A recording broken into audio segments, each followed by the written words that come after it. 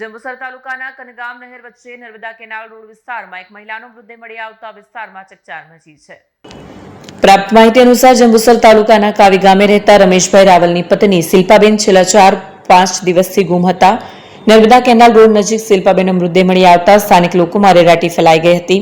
ઘટનાની જાણ થતાં કાવી પોલીસ તાત્કાલિક પહોંચી અને જરૂરી કાર્યવાહી હાથ ધરી છે। મૃતદેહને પોસ્ટમોર્ટમ માટે જંબુસર હોસ્પિટલ ખાતે ખસેડવામાં આવ્યો છે। સમગ્ર મામલે કાવી પોલીસ દ્વારા વધુ તપાસ હાથ ધરાઈ છે। શું છે તમારું નામ? રમેશભાઈ ક્યાંના વતની છો? કાવીના।